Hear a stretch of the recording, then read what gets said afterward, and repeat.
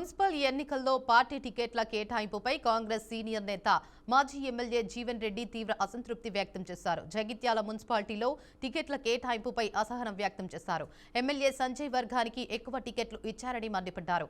ఆయన వర్గానికి 30, తన వర్గానికి 20 టికెట్లు ఇచ్చారన్నారు. ఇక ఈ చర్యతో తన మెడ కోసారని ఆవేదన వ్యక్తం చేశారు. ఈ నేపథ్యంలో పార్టీ కార్యకర్తలు, నేతలు పెద్ద సంఖ్యలో జీవన్ రెడ్డి నివాసానికి చేరుకుంటున్నారు. నేను ఫిరాయింపులు ఇవ్వాలి. నేను కాంగ్రెస్ పార్టీ జెండా మోసిన కార్యకర్త హక్కుల కొరకు ఏదైతుందో పాటుపడడంతో బాధ్యత భావిస్తాను. తదుపరి what will happen time will decide. నాకు కాదు, కార్యకర్తల నేతలు నా నాణ్యం పక్కన పెట్టండి. నేను నాణ్యం గురించి మాట్లాడడం లేదు. జగిత్యాల నియోజకవర్గంలో దశాబ్దాల కాలం ఏదైతే జెండా మోసిన కార్యకర్తలకు అన్యాయం జరుగుతుంటే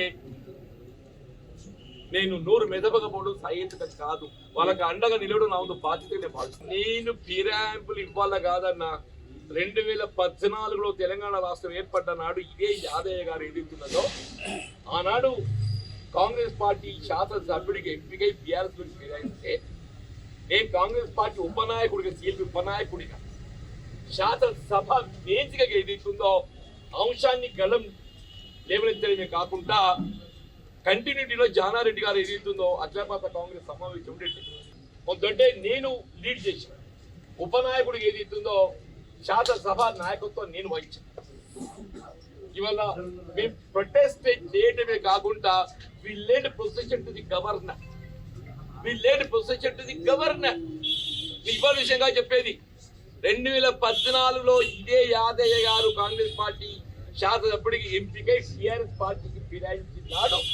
నీకు గళమిచ్చాను చెప్పండి. అది ఎవరిపై చేయగల కార్యకర్తలపై చేయి ప్రజలు నిర్ణయిస్తారు. ఇవాళ పోటీ ఏదైతే ఆయనకు నాకు పోటీ కాదు. కాంగ్రెస్ పార్టీ కార్యకర్తలు అన్యాయం ఇస్తూ జెండా మోసింది కాబట్టి నేను మాట్లాడుతున్నా. అంటే మీరు అనేది మార్పు అంటే రాజ్యాంగ ఉల్లంఘన మార్పా? మీ దృష్టిలో రాజ్యాంగ ఉల్లంఘన మార్పా? కాదు, మీరు అనేది మీరు దాన్ని అడ్జస్ట్ కాలేకపోతుంటారు.